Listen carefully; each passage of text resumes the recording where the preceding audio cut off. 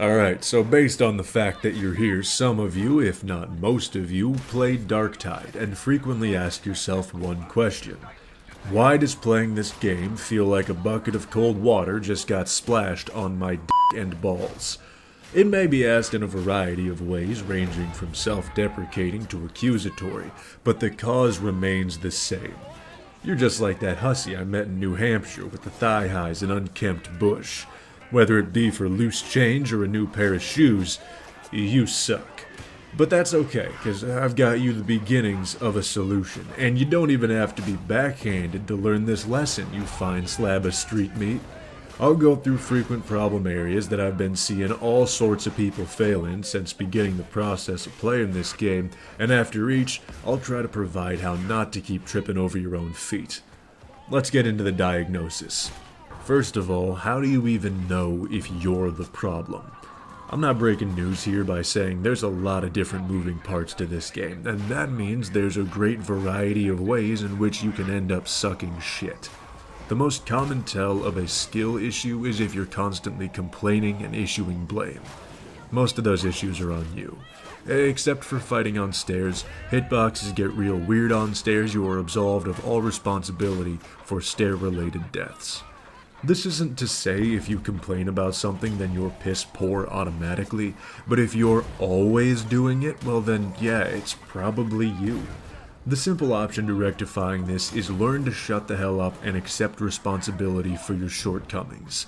It's never easy to admit that you're fucking up, but it is necessary in order to begin correcting your mistakes. Once you're not foisting the blame onto others, you can identify your problem areas and cater to your newly realized weaknesses.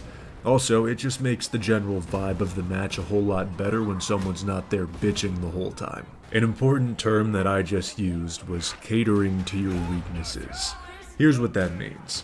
When you figure out what you struggle most with, take a certain enemy type for example, begin using skills and weapons that make killing them easier. Personally, I felt like my ability was stifled when fighting ragers and shit with armor, but I had no trouble corralling enemies or hitting weak spots. This meant for me, the dueling sword with its pinpoint stabbing and armor piercing alongside high mobility was the desirable option. Are you kinda getting it now? You don't need to workshop what you're already good at. That's gonna gradually improve on its own as you play, and it's not getting your ass beat to begin with. What you need to pay attention to is where your gameplay begins to get staggered, and then fortify it. One thing I would always make sure to do, and this extends to all games, and I guess it's really what not to do, but don't obsess over meta choices. Find what you like, and then work from there. I would heed advice about what's considered the best, but everyone usually comes at it from a different perspective. If you like it and it works well for you, fuck what other people say. And I'm going to repeat this a couple other times. Don't optimize the entertainment out of your game. Now, naturally, you'll want to play a bit more into your teammates, but you have to come first. And while we're here, play with your goddamn team. Your coherency perks are very valuable. Hold hands and get those bitches up and running. In addition to that, talk to one another, or at least mark things up.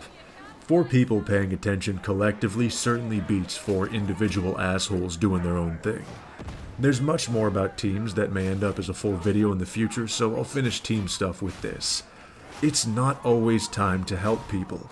Sometimes you need to let your friend die in order to not get McMotherfucked yourself.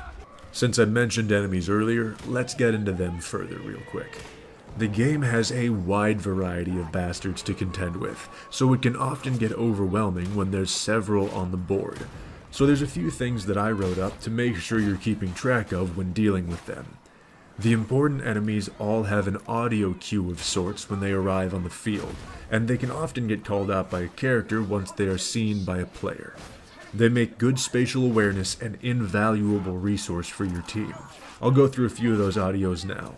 Bursters have that far-off beeping, flamers have that clicking of their pilot light, mutants scream like Sloth from the Goonies, hounds howl like dogs, naturally, trappers talk to themselves and have weird tech noises, bombers have 2 types, spooky-ass charge-up noises and techie charge-up noises. And last for important audios are demon hosts. Those can be located through constant, frantic whispering.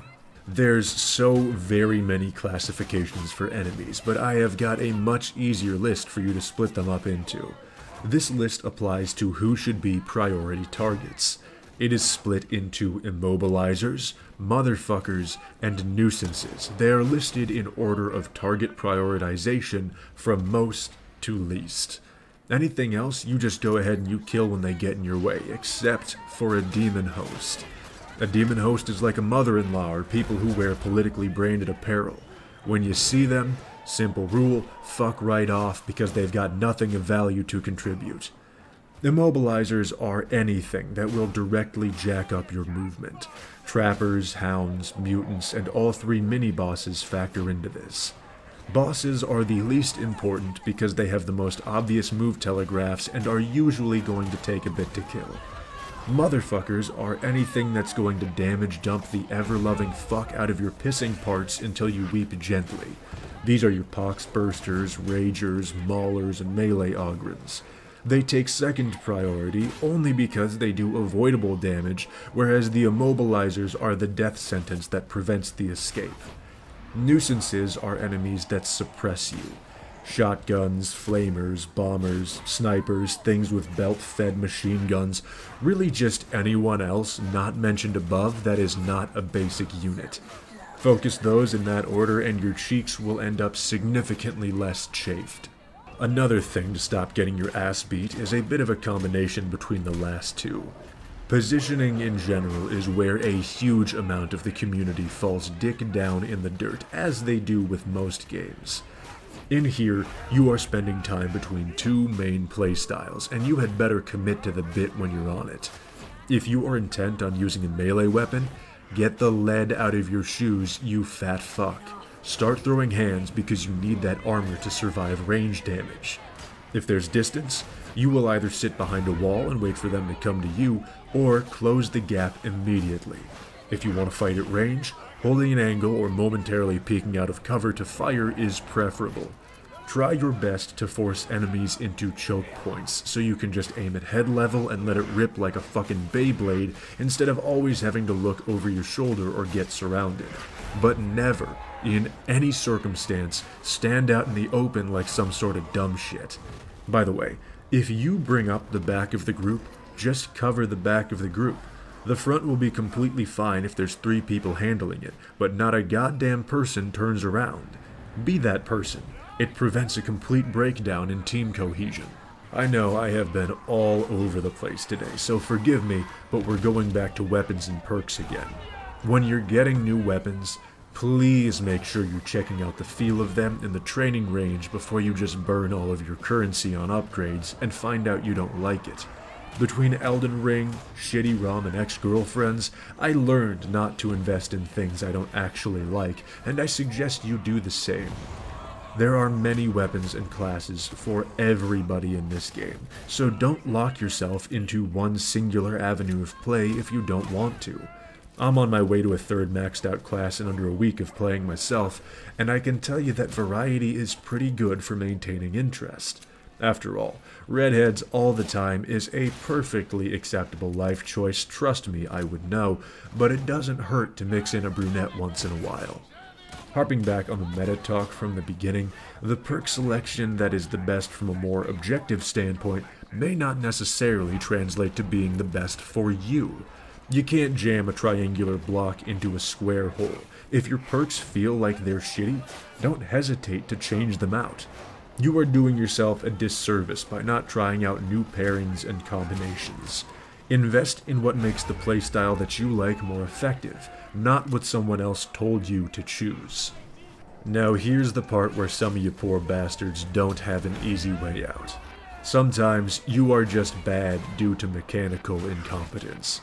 You know that 2 and 2 makes 4, but you can't for the life of you put the sumbitches together without getting 3. Your path to improvement is going to be difficult because you need to stick with the path you're on, but also need to know when to abandon it. Don't dump a weapon over something that can be improved like accuracy or damage, throw them out based off of animations and style clashes. If an automatic weapon feels like a pile of fuck, then don't use automatic weapons. However, if you have a revolver that you like the feel of but it lacks punch, that is simply a matter of aiming better and statistic upgrades. If you suck shit, overpowered weapons may be able to mask it for a period of time, but they aren't a solution. You should look for and improve upon your mechanical ability while using those as a crutch so you may stand up fully at some point in the future, and as always, you can tune the goddamn difficulty down, which is actually something people in this game seem to understand. So here's our summary. In circumstances where you have to decide if it is you or the game that sucks, it's often cases you. That's not a reason to give up, it's just a reason to improve. Cater to your weaknesses with weapon and perk selections. Don't worry about the meta choice. Spend time on what has the best feel for you. Play with your team and support them appropriately. If you need good teammates, that's what the server in the description is for if you're old enough. When it comes to enemies, learn the priority targets to remove and then stay alert at all times for more to show up.